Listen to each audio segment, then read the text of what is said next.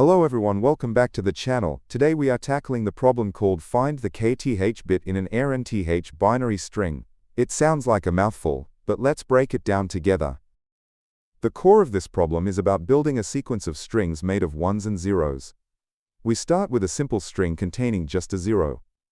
Then, to make the next string, we take our current string, add a 1 to the end of it, and then add a special modified copy of our current string. That modified copy is the original string. But every 0 is flipped to a 1, every 1 is flipped to a 0, and the whole thing is reversed. We repeat this process n times, and our goal is to find the exact character sitting at the position we call k. To really understand this, let's look at how the string grows. Step 1 is just 0. For step 2, we take that 0, put a 1 after it, and then we take the starting 0, invert it to a 1, and append it, so we get 0, 1, 1. For step 3, we take that entire 0, 1, 1 string, add a 1 in the middle, and then add the flipped and reversed version of it to the end. You can see how fast this sequence grows. Let's look at a simple example. If n is 3, and we want to find the first character, we just look at the string we built for step 3. That string is 0111001. The first character, position 1, is simply 0. Notice that k is 1 indexed here, meaning we start counting at 1, not 0 like we usually do in arrays. Just a quick heads up before we dive into the solutions. We will be walking through the logic using Python, but don't worry if that's not your primary language. I'll be showing the full code for Java, C++, and JavaScript towards the end of the video. If you just want to grab the code right now, you can find it on my website, leetcodeunlock.com. The link is in the description. The first idea that comes to mind is usually the brute force approach. Because the input size for en is quite small in this problem, we can actually just simulate the entire process. We can literally tell the computer to build the string exactly as the rules describe, looping until we've built the en-to-do-th string, and then just pluck the character out of the final result. Alright, here's the Python code for that first brute force approach. We start with our base sequence of 0.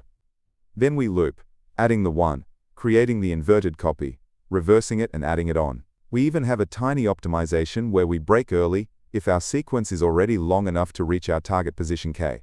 If you want to test this code out yourself without retyping it, you can go to the leetcodeunlocked.com/link in the description so you can copy the code that is shown and explained in this video. Now getting back to the explanation. While brute force works, it wastes a lot of memory holding that massive string. Let's look at a smarter way using recursion. The key insight is symmetry. Every string is made of a left half, a middle one, and a right half.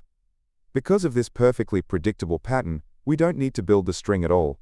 If we know where k is, we can mathematically trace it backwards to smaller and smaller halves until we hit our base case. And here's the code for that recursive second approach. It looks much more elegant. Instead of building strings, we're doing a bit of math to find the middle, and then making a choice based on where our target sits. Let's break down exactly how these if statements work on the next few slides. First, we check if our target position k is in the left half of the current string.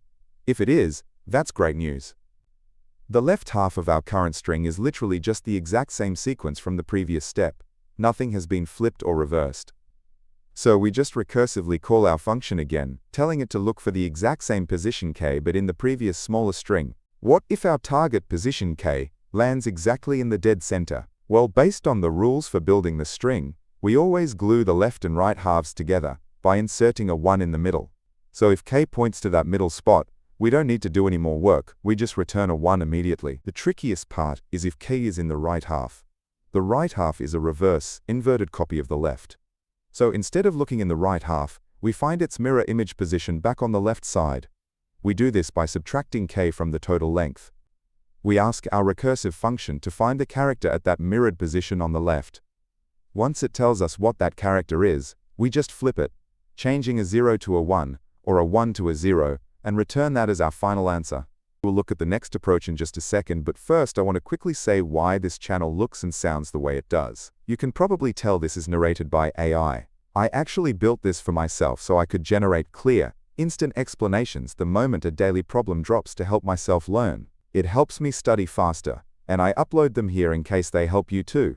I don't put ads in these videos and I don't take any sponsorships. Anyway, let's get back to the video. Okay, now for the third method. While recursion is clever, every time a function calls itself, it uses a bit of memory. For ultimate efficiency, we can turn that recursive idea into a simple loop.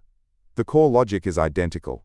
If we find ourselves looking at the right half, we just bounce our target position k back over to the left side's mirror position, but we keep a running tally of how many times we've made that jump. Tracking those jumps tells us if we need to flip our final answer or not. Here is the code for the iterative approach. We start by calculating the full length of the string. Then we enter a while loop that keeps shrinking the length by half each time. Inside the loop, we check if our position is in the middle or the right half, adjusting our k position and our invert count tally as we go. Let's trace this step by step. Code can be hard to visualize just by looking at it, so let's run a simple example through it, line by line. Let's say we are looking for the character at position 6. At the start, our total length is 7. Position 6 is past the middle, so we are in the right half. We calculate its mirror position on the left, which becomes position 2, and we add 1 to our invert tally. Then we shrink our search space in half. On the next pass, the length is 3, and our target is position 2. Well, 2 is exactly the middle of 3. Normally the middle is a 1, but because we jumped from the right side earlier, our tally is odd, meaning we must flip it. So we flip the 1 to a 0, which is the correct answer. This shows us exactly how we get the result without building the string. Now for the final, most optimized approach, bit manipulation. This one is pretty advanced. It turns out that the binary representation of our target number k holds all the secrets. By looking at the specific bits that make up the number k, we can mathematically determine exactly how many times it would fall into the inverted right half of the sequences, without needing to run any loops or recursion at all. And here's the code for that bit manipulation trick. It isolates the lowest set bit to figure out depth, checks another specific bit to count the inversions, and finally determines the base value. It looks like black magic, but it works perfectly. In most interviews, the iterative loop we just looked at is more than enough, but it's cool to know this constant time math trick exists. Let's talk about efficiency. For the iterative approach we walked through, the time complexity is order n. This is because the loop runs roughly in times as we halve the length. The space complexity is an incredible order 1, meaning it uses constant space. We only use a couple of variables to keep track of our length, our target position, and our flip tally, regardless of how massive n gets. Alright, that covers the Python solutions and the logic behind them.